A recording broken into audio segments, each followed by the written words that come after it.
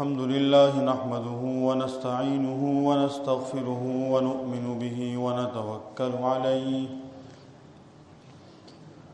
ونعوذ بالله من شرور أنفسنا ومن سيئات أعمالنا ونعوذ بالله من شرور أنفسنا ومن سيئات أعمالنا من يهده الله فلا مضل له ومن يضلله فلا هادي له ونشهد أن لا إله إلا الله وحده لا شريك له ونشهد أن سيدنا وسندنا ومولانا محمدا عبده ورسوله لا نبي بعده ولا رسول بعده ولا معصوم بعده ولا إمام بعده ولا أمة بعد أمته وسيد الخلائق والبشر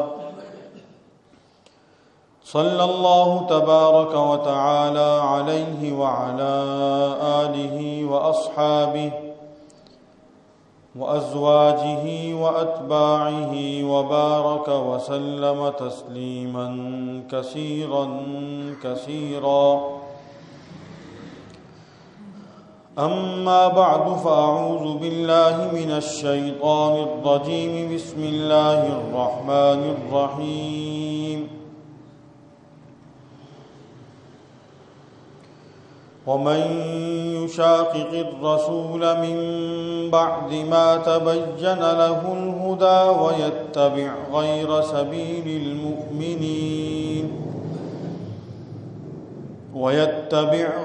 سبيل المؤمنين نوله ما تولى ونصله جهنم وساءت مصيرا إن الله لا يغفر أن يشرك به ويغفر ما دون ذلك لمن يشاء ومن يشرك بالله فقد ضل ضلالا بعيدا صدق الله مولانا العظيم وبلغنا رسوله النبي الصادق الوعد الامین۔ تمام احباب ایک مرتبہ عبادت کی نیت سے احترام اور محبت کے ساتھ نماز والا درود پاک تلاوت فرما لیں۔ اللهم صل على محمد وعلى آل محمد كما صليت على إبراهيم وعلى آل إبراهيم إنك حميد مجيد۔ اللهم بارك على محمد وعلى آل محمد كما باركت على إبراهيم وعلى آل إبراهيم إنك حميد مجيد۔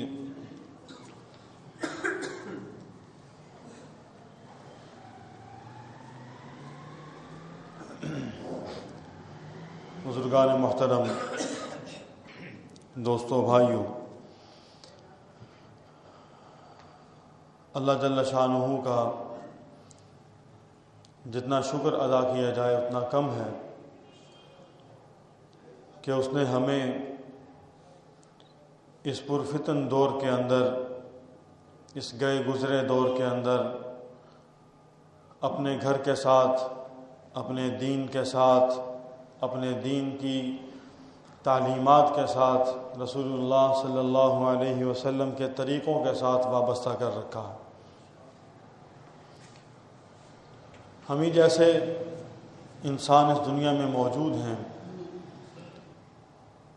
جو تمام تر نعمتیں ہونے کے باوجود بھی اللہ سبحانہ و تعالیٰ کے احکامات،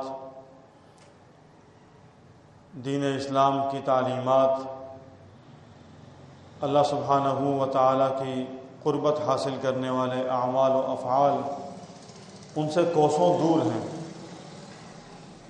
باوجود اس کے کہ ان کے پاس ظاہری تمام نعمتیں بھی موجود ہیں، وقت کی فراوانی بھی موجود ہے، مال و دولت کی وسعت بھی موجود ہے، تمام تر نعمتیں اللہ جل جلالہ کی طرف سے ان پر اتر رہی ہیں، نازل ہو رہی ہیں، ان کو مہیا ہیں، لیکن بدقسمتی، بد نصیبی، بدبختی یہ ہے کہ ان کو اللہ کا شکر ادا کرنے کا موقع نصیب نہیں ہوتا، اور اس بات کا احساس ان کے دل و دماغ میں نہیں جاگتا کہ یہ جو کچھ بھی ملا ہے یہ محض اللہ کے فضل و کرم سے ملا ہے، ہمارے کسی بھی فن کا کمال نہیں ہے، ہماری کسی بھی ہنر مندی کا یہ کمال نہیں ہے کہ جس پر ہم یہ ناز کر سکیں کہ ہمارا یہ فن تھا تو جس کی بنیاد پر ہمارے پاس یہ سب کچھ حاصل ہو سکا۔ اگر یہی بات ہوتی تو قرآن کریم میں اللہ سبحانہ و تعالی نے قارون کا تذکرہ بہت واضح الفاظ میں ارشاد فرمایا ہے۔ اللہ سبحانہ و تعالی نے ذکر کیا کہ ان قارون کان من قوم موسیٰ فبغى علیہم وآتیناہ من الکنوز ما ان مفاتحہ لتنوء بالعصبة اولي القوة اذ قال له قومه لا تفرح ان اللہ لا يحب الفرحین۔ آگے چل کے اس کے ذکر میں آتا ہے قال انما اوتیتہ علی علم عندی۔ قارون نے کہا کہ مجھے اللہ نے ذکر فرمایا کہ وہ اپنی قوم میں بڑا گبر قسم کا آدمی تھا، مال و دولت کی فراوانی تھی، بے پناہ خزانے اس کے پاس تھے، اتنی دولت کی ریل پیر تھی کہ اس کے خزانوں کی چابیاں اٹھانے کے لیے بھی بڑے طاقتور اور بڑے مضبوط قسم کے لوگوں کے جتھا اور گروہ ہوا کرتا تھا جو اس کے ان خزانوں کی صرف چابیاں سنبھالتا تھا، اور وہ کہا یہ کرتا تھا کہ جو کچھ مجھے حاصل ہوا ہے انما اوتیتہ علی علم عندی، یہ میرا اپنا کمال ہے، میں نے خود کوشش کی ہے۔ تو یہ جو کیفیت ہے اور اس بات کا دل کے اندر دماغ کے کسی گوشے میں موجود ہونا کہ جو کچھ مجھے ملا ہے میری اتنی سال کی محنت اور اس کی کوشش کا نتیجہ ہے، یہ میں نے محنت کی ہے، یہ ان لوگوں کی بولی ہے، ان کی زبان ہے، ان کے الفاظ ہیں، ان کا انداز ہے کہ جن کو قرآن نے اللہ اور اللہ کے رسول اور دین کا باغی قرار دیا۔ انداز و الفاظ ہی ان کے ہیں، الفاظ بھی ہمارے اپنے نہیں، اور دین اس کا تذکرہ آج سے 1400 برس پہلے کر چکا کہ یہ کچھ وہ بولا کرتے تھے، یہ ان کی بولیاں ہیں جو وہ بولتے تھے۔ اور وہ لوگ ایسا کیوں کرتے تھے؟ اس لیے کہ وہ طریق نبوت سے ہٹے ہوئے تھے، وہ صراط مستقیم سے ہٹے ہوئے تھے، وہ اللہ کی رسی کو چھوڑ چکے تھے اور نبی کے لائے ہوئے پیغام سے منحرف ہو چکے تھے۔ یہ اس کی نحوست ان پر پڑی کہ وہ اللہ اور اس کے رسول کی تمام تر تعلیمات کو بھول گئے، جس کے نتیجے میں اس کے احسانات کو فراموش کر دیا، اور تمام تر جو کچھ ان کو نعمتیں حاصل ہوئیں اس سب کو انہوں نے اپنی ذاتی کوشش و کاوش اور اپنے ہنر کا اسے مرہون منت قرار دے دیا، اللہ سے اس کا رشتہ و ناطہ ختم کر دیا۔ تو اللہ نے ارشاد فرمایا ہے کہ ایسے لوگ جہاں بھی ہوں گے وہ اللہ سبحانہ و تعالیٰ کی مخالف صف میں تو کھڑے ہوں گے، اللہ کے جو ماننے والے اور متقی اور پرہیزگار اور صالحین لوگ ہیں ان کی صف میں ان کا شمار نہیں ہوگا۔ اور قرآن کریم میں ایک اور مقام پر ایسے لوگوں کا اللہ سبحانہ و تعالیٰ نے تذکرہ بڑے خوفناک انداز میں کیا ہے۔ سورہ اعراف ہے، اللہ سبحانہ و تعالیٰ نے ارشاد فرمایا ہے اعوذ باللہ من الشیطان الرجیم بسم اللہ الرحمن الرحیم وَلَوْ شِئْنَا لَرَفَعْنَاهُ بِهَا وَلَكِنَّهُ أَخْلَدَ إِلَى الْأَرْضِ وَاتَّبَعَ هَوَاهُ فَمَثَلُهُ كَمَثَلِ الْكَلْبِ إِن تَحْمِلْ عَلَيْهِ يَلْهَثْ أَوْ تَتْرُكْهُ يَلْهَثْ ذَلِكَ مَثَلُ الْقَوْمِ الَّذِينَ كَذَّبُوا بِآيَاتِنَا فَاقْصُصِ الْقَصَصَ لَعَلَّهُمْ يَتَفَكَّرُونَ۔ صدق اللہ العظیم۔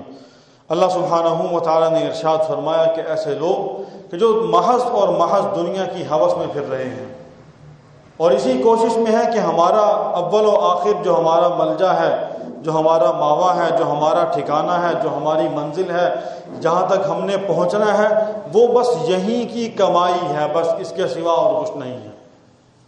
جو کچھ یہاں کما سکتے ہیں کما لیں، اپنی اس ظاہری دنیا کو جتنا اچھے سے اچھا کر سکتے ہیں کر لیں، اسی ہوس اور لالچ میں ہے۔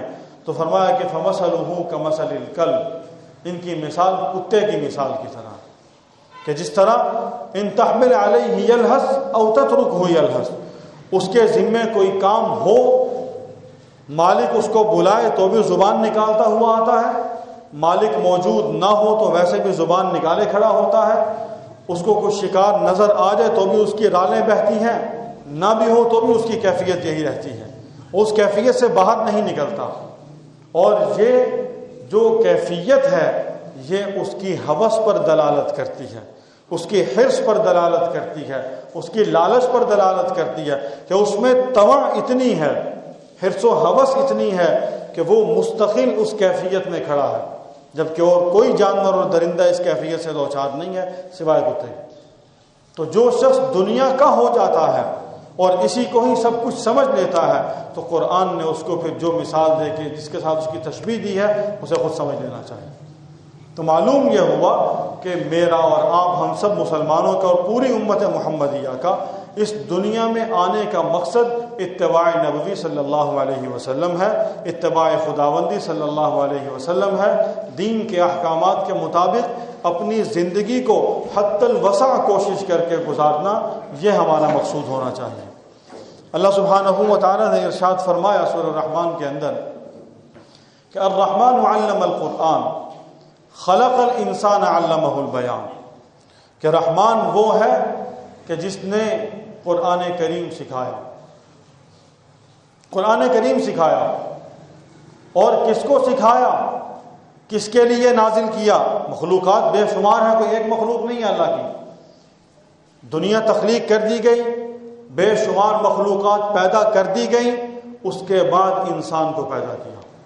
انسان پہلی مخلوق نہیں اس دنیا کے اندر، بعد میں آیا، زمین پہلے بنی، آسمان پہلے بنے، پہاڑ پہلے رکھے گئے۔ اور اللہ نے قرآن میں ایک اور مقام پہ یہ بھی ارشاد فرمایا، اعوذ باللہ من الشیطان الرجیم، بسم اللہ الرحمن الرحیم، انا عرضنا الامانة على السماوات والارض والجبال فابین ان يحملنها واشفقن منها وحملها الانسان انه كان ظلوما جهولا۔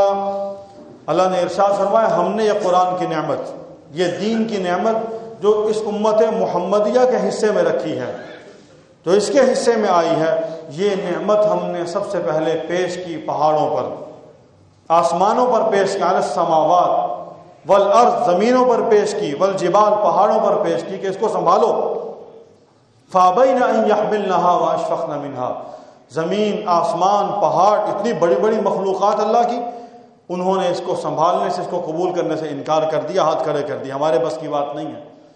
اٹھایا کس نے اس کو سنبھالنے کی، اس پر عمل کرنے کی، اس کے مطابق زندگی بسر کرنے کی، اور اس کی تعلیمات کو ماننے اور تسلیم کرنے کی حامی کس نے بھری؟ انسان نے بھری۔ وحملها الانسان، اور فرمایا کہ انه كان ظلوما جهولا، بڑا ہی بھولا ہے، بڑا ہی بھولا ہے، ظالم اور جاہل کہا۔ علماء نے اس کے بڑا عجیب نقطہ بیان فرمایا کہ یہ ظلوم اور جہول کیا ہے، یہ ظالم اور جاہل ہونا کس چیز کے معنی میں ہے؟ کیا واقعتاً اللہ نے اس کو ظالم کہا اور جاہل کہا یہاں پہ؟ ایسا نہیں ہے۔ اللہ جل جلالہ نے یہاں جو مفہوم اختیار کیا ہے، جو انداز اختیار فرمایا ہے، وہ ایسا ہے جس طرح ایک مثال بھی ذکر کی علماء نے اس میں، کہ جس طرح ایک بڑا پہلوان ہو اور اس کا کہیں گزرتے گزرتے کسی تازہ اور جوان اور ابھی اکھاڑے سے نکلے ہوئے اور تازہ پہلوانی کے گر سیکھے ہوئے نوجوان سے ٹاکرا ہو جائے تو وہ ذرا اس کو اپنی ذرا ہوشیاری دکھانا چاہے تو وہ آگے سے کہ ہاں بھائی اور کشتی کرے سے میرے نام اور سجا کرے نا، پھر وہ آ کے اپنے استاد سے کہا استاد جی میرا اس سے پیچھا پڑ گیا اور فلاں دن تاریخ طے ہو گئی ہے، اب بتائیں کیا کروں؟ استاد کیا کہے گا؟ کہے گا تو پاگل ہے، کیا کی تھی؟ وہ دیکھو اتنا بڑا پہلوان تھا تو حالی ہون سکھتا ہوا دے، کیا کی تھی؟ چلو ول دیکھ سو۔ استاد کیا کہتا ہے؟ چلو پھر دیکھیں گے۔ کیوں؟ اب معاملہ استاد کی عزت کا آ گیا ہے۔ اب اگر اس کا شکست ہوتی ہے تو شکست اس کی نہیں، اس کے استاد کی شکست ہے کہ اس نے سکھایا کیا اس کو، اس نے اس کو گری نہیں بتائے، پہلوانی سکھائی نہیں اس کو۔ تو اللہ نے فرمایا کہ بڑا بھولا ہے انسان کا جس نے حامی بھر لی۔ چلو اگر یہ حامی بھرتا ہے تو اس کو ہمت میں دوں گا، اس کو توفیق میں عطا فرماؤں گا، اس کا مددگار میں ہو جاؤں گا، بشرطے کہ میرے پاس آ جائے ایک مرتبہ، نیت کر لے، ارادہ کر لے، عزم مصمم کر لے کہ ماننی رب کی ہے، چلنا حضور علیہ الصلوۃ والسلام کے طریقے پر ہے، چاہے مشکل آئے، چاہے پریشانی آئے، رکاوٹیں پیدا ہوں گی، سب کچھ ہوگا، لیکن کھڑے اللہ کے طریقے پر رہنا ہے۔ اس سے ایک لمحے کے لیے بھی ایک قدم بھی پیچھے نہیں ہٹنا، اگر پیچھے ہٹے تو نقصان ہے۔ اور اللہ نے یہ بھی فرما دیا کہ پیچھے ہٹانے والی طاقتیں بھی میں نے پیدا کی ہیں، جو رکاوٹ کھڑی کریں گی، جو تمہیں بہکائیں گی، وسوسے پیدا کرے گی۔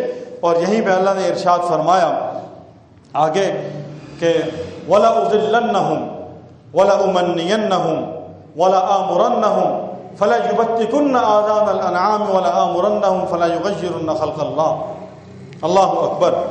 اللہ سبحانہ و تعالیٰ نے ارشاد فرمایا، کوئی بات چھپائی نہیں اللہ نے، ہمارا وَلَأُضِلَّنَّهُمْ شیطان کا کلام ذکر کیا ہے کہ شیطان کہتا ہے، وہی طاقت ہے نا اللہ کے مد مقابل، خدا کی اپوزیشن تو وہی ہے، اور وہ جو کچھ کہتا ہے اللہ نے اس کو قرآن کریم میں ذکر فرمایا ہے۔ شیطان کہتا ہے وَلَأُضِلَّنَّهُمْ، میں ان کو بہکاؤں گا، وَلَأُمَنِّيَنَّهُمْ، دین کے نام پر ایسے اعمال کو دین بنا کر پیش کروں گا کہ یہ سمجھیں گے کہ ہم دین کا کام کر رہے ہیں، یہ سمجھیں گے کہ ہم نماز پڑھ رہے ہیں جبکہ وہ نماز کا وقت نہیں ہوگا، یہ سمجھیں کہ ہم دعا مانگ رہے ہیں جبکہ وہ دعا کا مقام نہیں ہوگا، وہ اس کو عبادت سمجھ کے کریں گے، وہ عبادت نہیں ہوگی، وہ ان کی اپنی خواہش اور مرضی ہوگی، وہ ان کی اپنی خواہش اور مرضی ہوگی۔ وہ رسوم اور رواج کو دین کا نام دے دیں گے اور کہیں گے مولانا صاحب دعا ہی منگی، کیا کیتے؟ گناہ کا کم تو نہیں کیتا، قرآن ہی پڑھا نا، کیا ہو گیا؟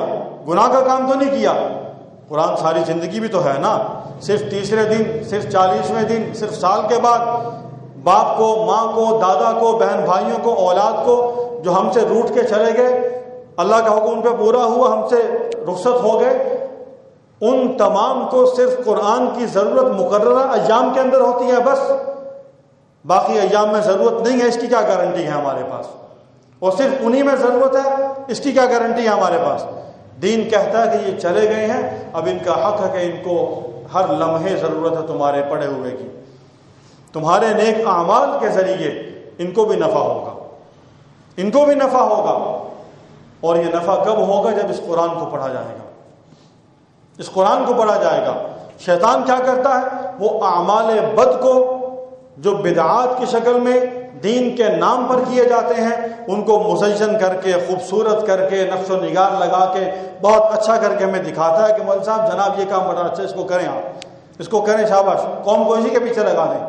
اور جب قوم پیچھے لگتی ہے تو پھر یہی قوم کل قیامت کے روز جب اللہ کی بارگاہ میں جائے گی تو اس منبر پر بیٹھ کر جھوٹ بولنے والے کو کہے گی وَقَالُوا رَبَّنَا إِنَّا أَطَعْنَا سَادَتَنَا وَكُبَرَاءَنَا فَأَضَلُّونَا السَّبِيلَ، وہ کہے گی کہ اے اللہ ہم نے تو غلطی کی، ہمیں تو معلوم نہیں تھا، بتانے والے نے غلط بتایا، اس کو دگنا عذاب دے۔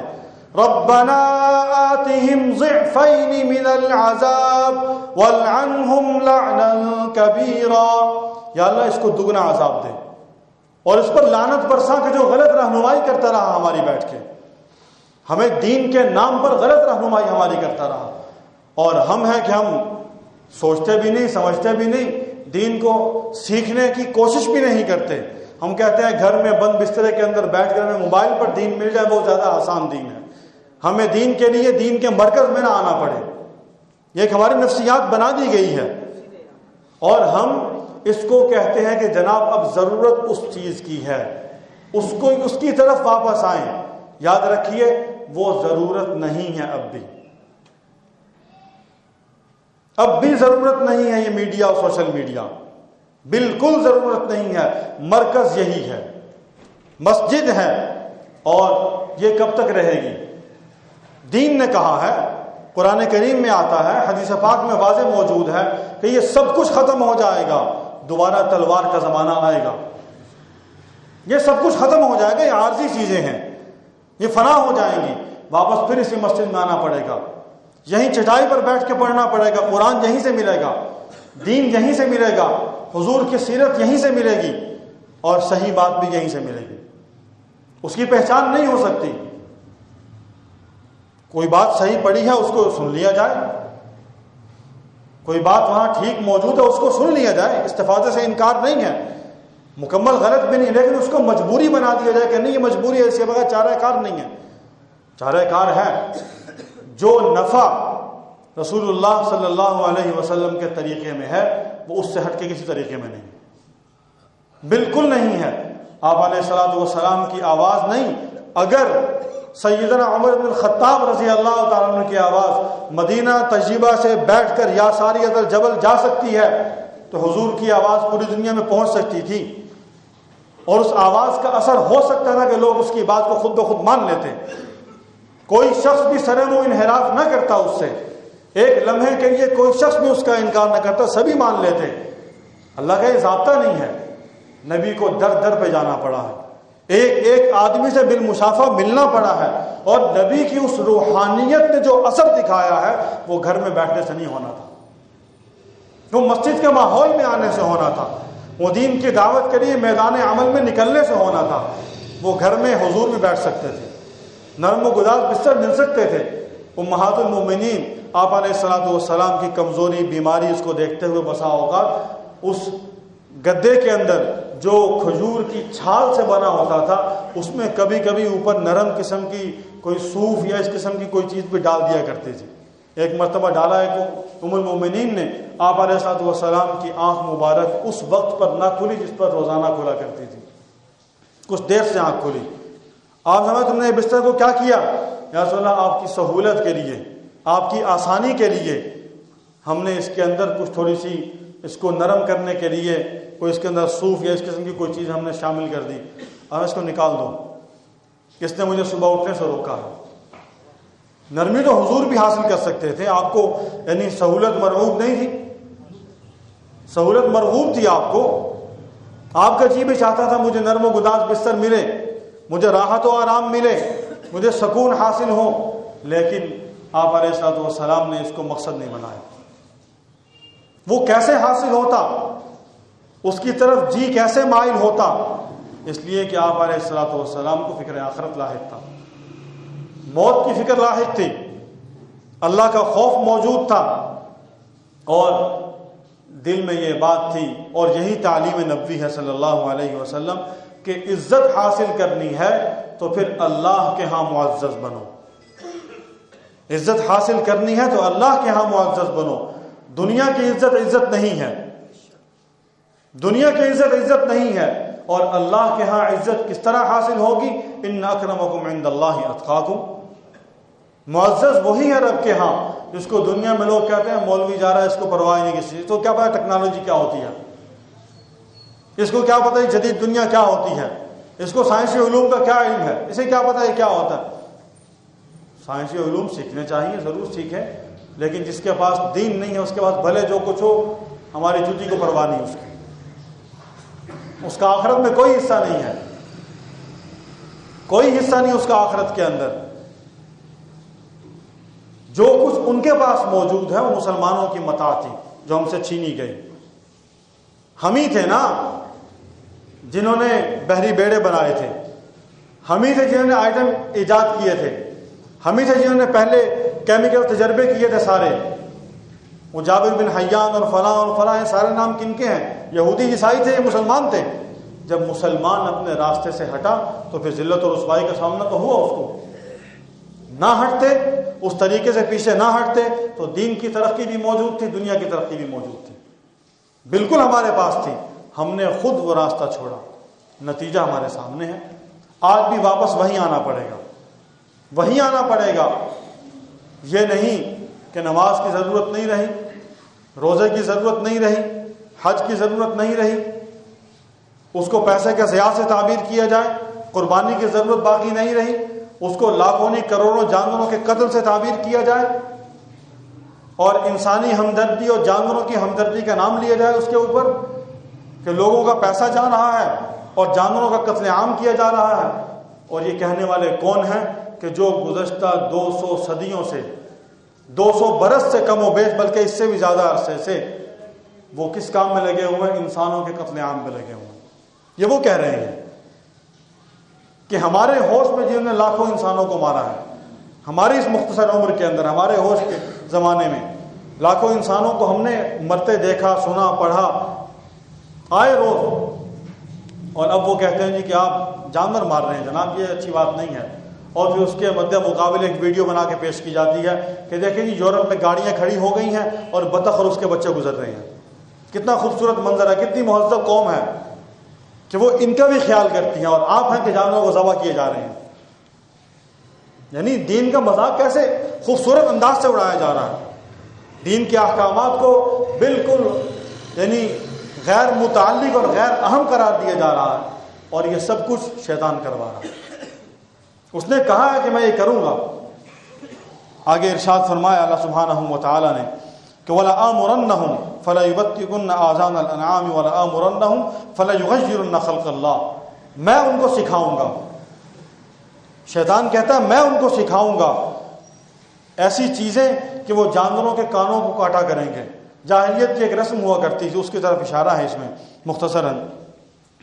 اور فرمایا کہ پھر وہ کہتا ہے کہ میں ان کو سکھاؤں گا فَلَيُغَيِّرُنَّ خَلْقَ اللَّهِ، کہ یہ انسان اللہ کی تخلیق کو تبدیل کر دیں گے، اللہ کی تخلیق کو تبدیل کر دیں گے۔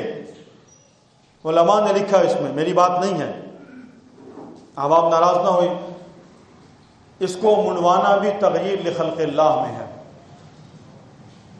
علماء نے اسی آیت کے ذیل میں لکھا ہے فَلَيُغَيِّرُنَّ خَلْقَ اللَّهِ، شیطان کہتا ہے کہ میں ان کو کہوں گا کہ اس کو صاف کرو، اللہ نے مردوں کے لیے جو شکل متعین کی ہے اس کو تبدیل کر دو، جو شکل اللہ نے مردوں کے لیے متعین کی اس کو بدل دو، عورتیں مردوں کا لباس اختیار کرتی جائیں، ان کو 10 کپڑے پہنا دو، بلکہ ان کو ننگا کر دو، اور مردوں کو 10 کپڑے پہنا کے ان کو باپرد بنا دو۔ بالکل تبدیلی آ رہی ہے بہت زیادہ، اور اس کے ساتھ ساتھ ٹرانسجنڈر کا قانون بھی ماشاءاللہ وہ بھی اسی کے ذیل میں ہے، فَلَيُغَيِّرُنَّ خَلْقَ اللَّهِ۔ اور اس سے آگے ہمارے ہاں معاشرے کے اندر خواتین میں ایسی ایسی چیزیں رائج ہیں جسے ہم زیب و زینت اور حسن کے نام پہ کرتے ہیں۔ زیب و زینت اختیار کرنے کے لیے، حسن کو اچھا کرنے کے لیے، مزید خوبصورتی حاصل کرنے کے لیے، عورت کی فطرت ہے نا زیب و زینت اختیار کرنا، اللہ نے بنائی ہے، لیکن اس کے لیے ضابطہ اور قانون رکھا، ضابطہ اور قانون متعین کیا اللہ سبحانہ و تعالی نے۔ اللہ نے ارشاد فرمایا کہ آپ علیہ الصلوۃ والسلام کے حدیث مبارکہ میں آتا ہے، مشکات شریف میں ہے کہ یہ بھویں بنوانا جائز نہیں ہے، حرام قرار دیا، حدیث پاک میں آتا ہے۔ عورتیں بناتی ہیں، اضافی پلکیں لگانا ناجائز ہے، جو مصنوعی ملتی ہیں پلاسٹک کی لگائی جاتی ہیں، پتہ نہیں لیشز بولتے ہیں کیا اس کا نام ہے اس طرح کا، جی لیشز کہتے ہیں، لگاتے ہیں، اس کو حسن سے تعبیر کیا جاتا ہے، دین نے اسے حرام قرار دیا۔ بالوں میں بالوں کو جڑنا لمبا کرنے کے لیے کیا جاتا ہے، مصنوعی بال ملتے ہیں، پتہ نہیں کیا کیا کچھ ہوتا ہے، پلاسٹک کے بال اور پتہ نہیں عجیب و غریب قسم کی چیزیں لگایا جاتا ہے اسے۔ آپ نے ارشاد فرمایا حرام ہے۔ جسم کو گدوایا جاتا ہے، ناکام عاشق جتنے ہوتے ہیں وہ کسی نہ کسی کا نام لکھ کے پھر رہے ہوتے ہیں اس کے اندر، بازو کے اوپر، ہاتھ کے اندر، اوپر نیچے کہیں نہ کہیں ان کے نام لکھے ہوتے ہیں، کسی نے اے لکھا ہوا، کسی نے ایس لکھا ہوا، کسی نے کچھ لکھا ہوا. وہ جتنے ناکام نامراد عاشق ہوتے ہیں وہ ایسے ہی کیے پھر رہے ہوتے ہیں. قرآن نے اس کو، حدیث نے اس کو حرام کہا علیہ الصلوۃ والسلام نے. جسم گدوانا جائز نہیں ہے. مغربی کلچر میں ٹیٹو بنتے ہیں، پورے پورے وجود پہ بناتے ہیں ہم لوگ. دین نے اس کو جائز نہیں کہا. یہ تغییر لخلق اللہ ہے. اللہ کی تخلیق کو تبدیل کر رہے ہیں ہم. اور یہ کس کے کہنے پہ کر رہے ہیں ہم؟ شیطان کے کہنے پہ کر رہے ہیں. اور شیطان یہ سب کچھ کروا لے گا، یہ سب کچھ کروا لے گا ہم سے. اور اس کے بعد پھر کل قیامت کے دن جب اللہ کی بارگاہ میں ہر ایک نے پیش ہونا ہے، ہم نے بھی ہونا ہے، اسے بھی پیش ہونا ہے، اس کی فوجوں نے بھی آنا ہے. وہ سب کھڑے ہوں گے. پھر اللہ سبحانہ و تعالیٰ کہیں گے ہاں بھائی یہ سب کچھ تمہارا نام اعمال ہے، اس کو دیکھو. پھر انسان کہے گا یا اللہ اس نے مجھے کہا تھا. اس کے پاس بھاگیں گے کہ تو بچوا ہمیں، تو ہمیں بچوا. وہ کہے گا آج تو میں بھی نہیں بچ سکتا. تم مجھ سے کہتے ہو کہ بچواؤ، آج تو میں بھی نہیں بچ سکتا. تو اسے کہیں گے تو نے ہمیں کہا تھا یہ کر، تو نے ہمیں کہا تھا ایسا کر، تو نے ہمیں کہا تھا ایسا کر. ہم نے تو تیرے کہنے پہ سب کچھ کیا، اب تو بھی پیچھے ہٹ رہا. تو وہ کیا کہے گا؟ اللہ سبحانہ وتعالیٰ نے ارشاد فرمایا قرآن کریم میں، اعوذ باللہ من الشیطان الرجیم بسم اللہ الرحمن الرحیم. وقال الشيطان لما قضي الأمر إن الله وعدكم وعد الحق ووعدتكم فأخلفتكم وما كان لي عليكم من سلطان إلا أن دعوتكم فاستجبتم لي فلا تلوموني ولوموا أنفسكم ما أنا بمصرخكم وما أنتم بمصرخي انی کفرت بما اشرکتمون من قبل. قرآن نے واضح ارشاد فرمایا کہ شیطان کی گفتگو ذکر کی کہ وہ کل کیا کہے گا جا کے تمہیں، جس کی آس امید پر، جس کے کہنے پر، جس کے وسوسے پر، جس کے خوشنما یعنی نعروں پر تم نے یہ سب کچھ کر دیا پکڑ کے.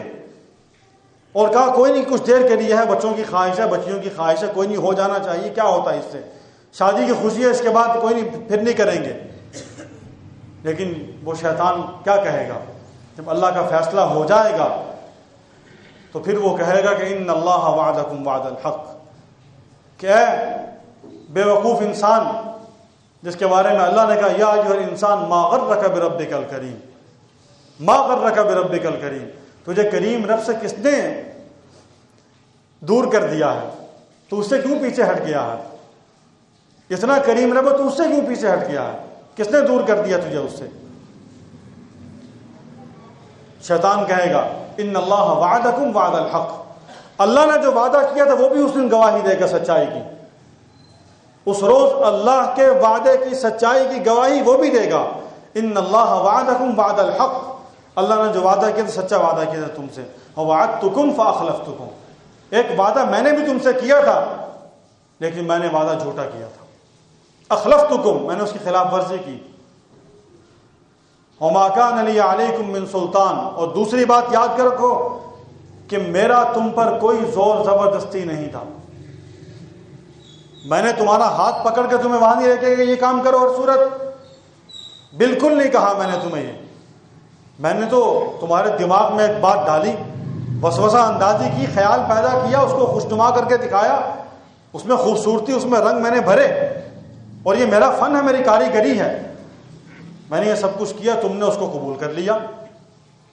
میں نے پکڑ کے تمہیں وہ غلط کام نہیں کروایا. فلا تلومونی ولوموا انفسکم، آج مجھے ملامت مت کرو، اپنے آپ کو ملامت کرو.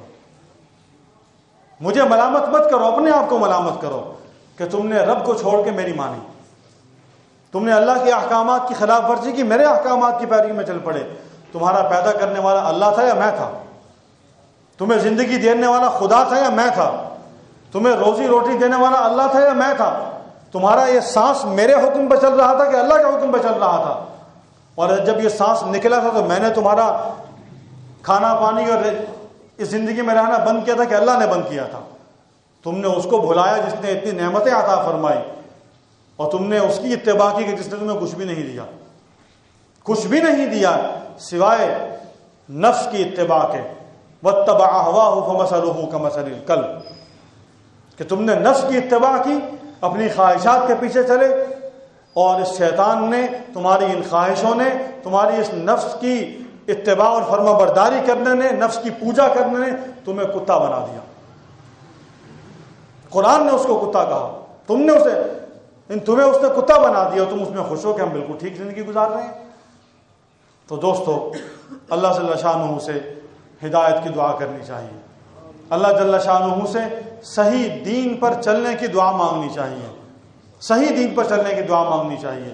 علماء کرام نے آپ علیہ الصلوۃ والسلام کی مانگی ہوئی جتنی دعائیں تھیں جو احادیث کے ذخیرے میں میسر آ سکی، مختلف دعاؤں کے ذخیروں میں جمع کر دی ہیں، کتابوں میں جمع کر دی ہیں۔ حزب العظم کے نام سے، مناجات مقبول کے نام سے دعائیں موجود ہیں، ان کا اہتمام کرنا چاہیے۔ بعض علماء فرماتے ہیں کہ ایک کسی بزرگ کی گفتگو میں شاید کہیں سنا تھا یا کسی اور جگہ پڑھا تھا کہ یہ وہ دعائیں ہیں جو آپ علیہ الصلوۃ والسلام کی زبان اقدس سے نکل کر اللہ کی بارگاہ میں قبول ہو چکی ہیں، اللہ کی بارگاہ میں قبول ہو چکی ہیں۔ ہم نے تو اس نیت سے دہرانا، یا اللہ ان کے حق میں قبول فرما دی، انہیں ہمارے حق میں بھی قبول فرما دے۔ قبول تو ہوئی ہیں، ان کو ہمارے حق میں بھی قبول فرما دے۔ ہماری زبان کا کوئی اثر نہیں ہے، ہمارے کلمات کا کوئی اثر نہیں ہے، وہی اثر جو رسول اللہ صلی اللہ علیہ وسلم کی زبان اقدس سے پیدا ہوا تھا، وہی اثر ہمارے ان الفاظ کو دہرانے میں پیدا فرما کے اسی نسبت سے اس کو قبول فرما لے۔